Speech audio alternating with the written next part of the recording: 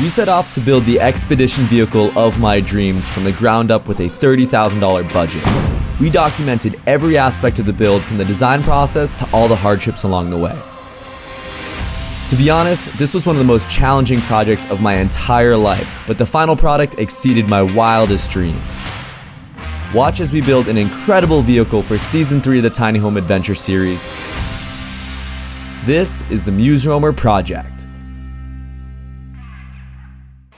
On the last episode, we got the basic shell pretty much complete. Shou Sugi Ban, a Japanese technique used for preserving and waterproofing wood that involves fire, which is pretty awesome.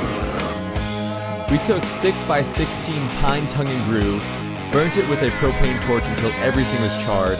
Alright, so today we're trying to finish the Shou Sugi Ban, so the burnt ceiling members that we're doing. We have to sand everything down to get a nice consistent finish on everything, so I'm gonna try and bust that out. It's gonna be a dirty day.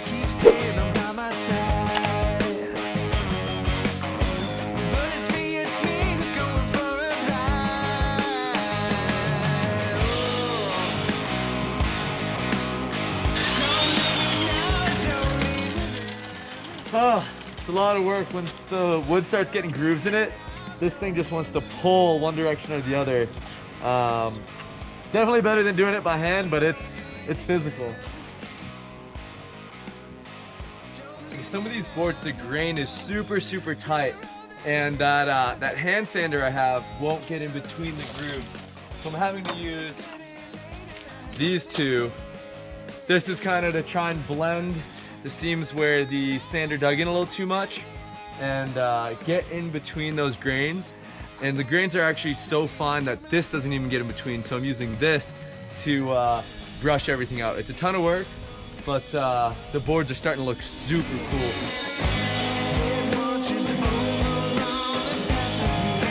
After sanding, we started to stain the wood. We used golden pecan, which is a pretty light stain, but added just the right amount of pigment to really bring these boards to life.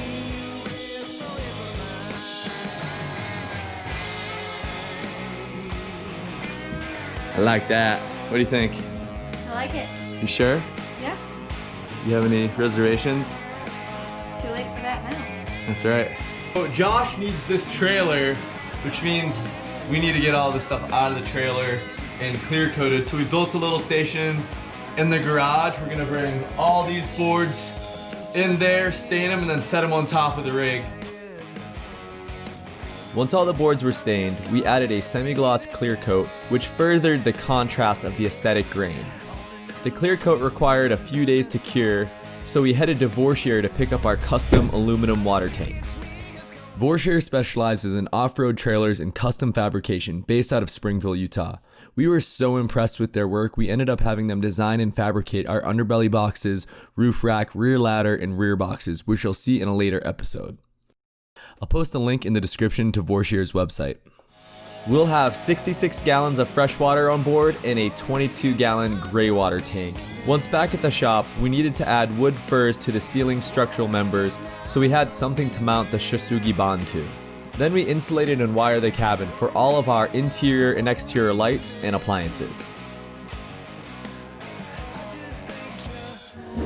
Alright, so we finished all of the wiring. We've got kind of a crazy wiring schematic going on in here, but you keep using the word. I don't think it means what you think it means. it's all done. Psyched. I thought it was gonna take one day, it took like 4. Finally, back to the Shou Sugi Ban install. So we're using these really cool little LED lights. They just have these little snap-ons, so wire goes through, and then you snap them from behind. There you have it.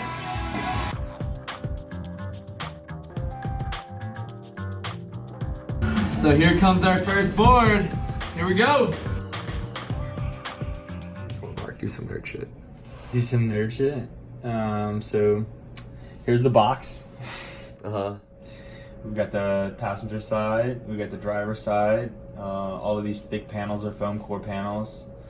The top is just going to be 1/2 inch HDO. Show me that internal frame. Internal frame. This is what the steel structure looks like underneath all the paneling. And these are our mounting points. This rear mounting point allows the frame of the truck to articulate side to side, and these two front mounting points allow the frame of the truck to articulate up and down. So to be honest, I've been feeling super overwhelmed. This thing is just, there's so much work. You think about, you know, just adding one component, and we realized we had one major design flaw. We didn't incorporate anything for the wheel wells. Buying this book on counting. 3, 4. What's gonna happen next? 5? So basically this was gonna mount directly to the frame. From what I've seen, you need at least 6 inches of clearance. So what we have to do is cut out this section here and re-weld the piece to go in to accommodate our wheel wells. So, you know, 2 steps forward, 1 step back, it feels. Thankfully, Josh is a fucking legend. Dude is a... There's no way this project would have happened without Josh.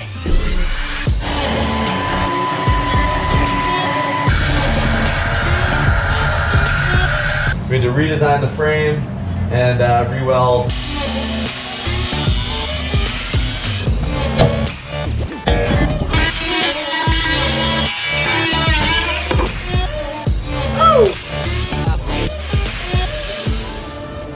We laser cut the mounting knuckles out of 1-inch plate steel at Mark's Work, and then bored the holes at a local machine shop at 1/1000th larger than the pins. This may have been a little too tight of a tolerance, as we'll see later. All right, so we made it to the shop and we're putting Ashley to work. It's a good look for her. We're gonna have her start grinding out these mounting plates for the mounting knuckles. We need to get them prepped and ready for welding. So she's gonna use a grinder. You used a grinder before? No. I already ground my thumb off the other day. It's not good. Yeah, if I learn anything from Andrew, it's just don't touch the grinder. Don't put it on your face.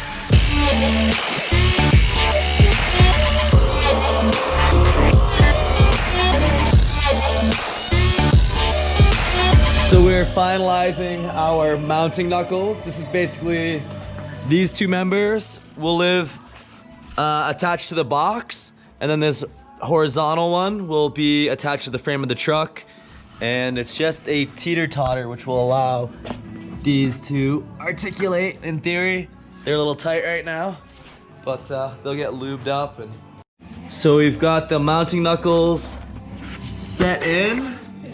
These guys right here will articulate.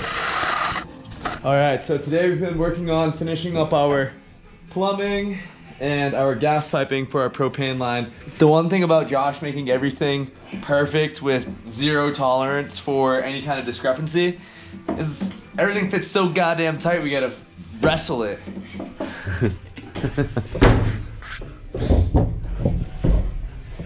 We're gonna have our gas tank actually in a box behind the truck here, and it's gonna meet here, and then it's gonna support this whole system that's gonna run to our stove and water heater all the way back into our fridge and heater, which will live over there. This is a more personal element to the build and my life, so feel free to fast forward to the next scene if you're not interested. So unfortunately, we just found out that Gary, my father, who was part of the series a little bit earlier, who I really just kind of met after 20 years of not knowing if he was alive or dead, has been drinking a lot lately, which was always the biggest issue back when I knew him as a kid. So we're gonna give him a call and kind of put him on the spot and see how it goes. But when I say I'm drinking, I might have 2 beers a night, but it's better than doing 28 pills a day. Yeah, it's definitely better. It's definitely better than the narcotics, but drinking is not the solution either. I know it starts off as 2 beers, and then it's 3, and then it's 4, and then who the fuck knows? You know what I mean? No, like, is it just 2 beers though? Like, to be... No, being honest with you, I'll have 2 beers, and I'm gonna be completely honest with you, because Both of my parents had some pretty intense drinking and drug problems growing up that caused my sister and I a lot of pain as kids. And I blew a .08, so I'm dealing with that now. That's costing me probably, to be honest, between you and I'm not gonna lie, probably cost me 10 grand. But I live with your mom. I mean, if you knew the whole story, you'd be giving me kudos and saying, how the fuck did you do that? But I mean, I'm no angel by any means, and I'll never say I am. But whatever. I think, I know. Andrew knows what it was like for you to say, like, how you would say to me, oh, how did I live with that? Or how, like, he knows, like, he lived with that when you left. Like, he was there and, like, left with dealing with that as a kid. Like, and that upsets me. Like, for you to sit there and make excuses that you, like, but you don't even know what I went through and, like, all that stuff. Like, he was a kid. Ashley is typically very non-confrontational, and I've never seen her speak to anybody like this. That's not what a kid needs to go through. I understand that. I'm Actually, sick I of can excuses, understand though. You know what? Like, you should not have I'm not alcohol. making excuses. Listen to me. If you ever raise your voice at Ashley again, we're fucking done, man.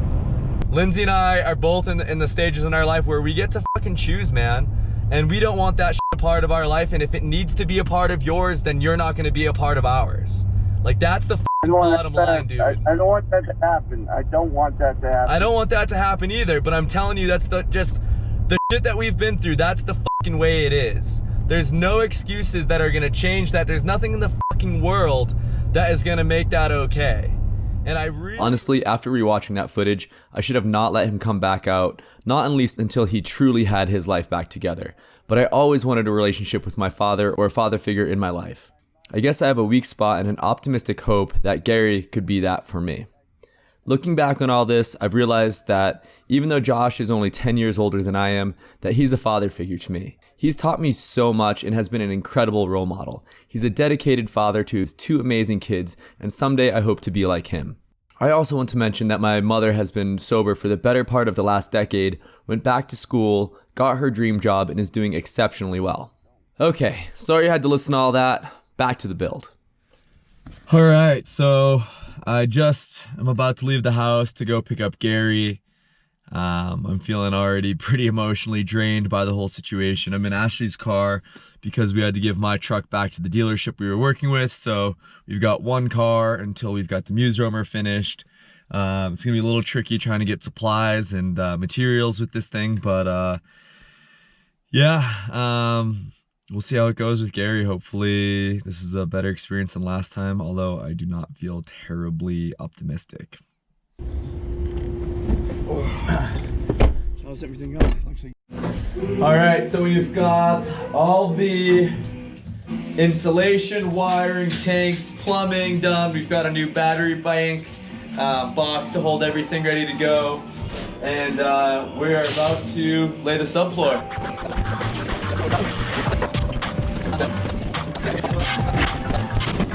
Woo! Dance party! It looks so good.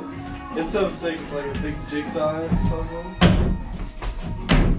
Look at that. Walls, floor, ceiling. We got ourselves a home.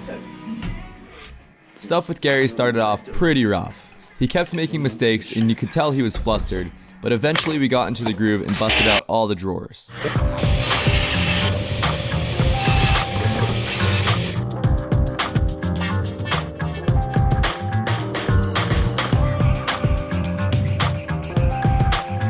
I mean, you can explain it better than I can. This is set up at a 45-degree angle. So what we'll do is we'll send the box through on one side. We'll flip all 4 corners, then we'll spin it around. And we'll put it back in the jig, do all 4 corners, then we'll put the spacer on. We'll probably do 1 box at a time. And then we'll put that box aside, it'll be complete. Then we'll cut a piece of walnut that will fit in that spline. And lock it in instead of doing dovetail. This will lock the corner in and it'll never fall apart. Sweet. Good job. Nice. Freaking There we go. jig master. Not a good guy on camera though. No, that was perfect.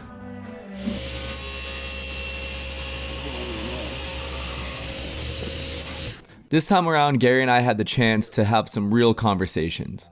I learned a lot about his past. The dude's definitely had a rough go of things.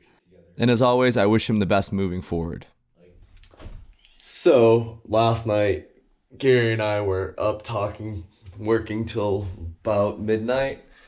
And I'm kind of allergic to the RV that Josh has, so I decided to put up my sleeping bag and sleeping pad and spend my first night in the camper. Big success. Felt pretty good. Kind of sore, honestly. We got the shower pan installed, and we have our first back wall cabinets. The plan for these, we're gonna do drawers on this bottom section, and then these will have shelves in them, and then these will be for hangers, so we'll be able to hang jackets and whatever else we want in here. And in here, kind of a his and hers layout is the idea. But it's all coming together. Super psyched. Gary crushed it. Good job, Gary. Thank you, Andrew. You guys are great on camera. We're the best. You look like the guy from Home Improvement who just like hangs out right over the corner of the fence. Here, this is how we'll film you from now on, through the window. Wilson. I mean, we did a lot of work. Great job. You're just doing great. His friends are awesome. Good crew. Now you got your shit together, no doubt. Proud of you. Thanks, man.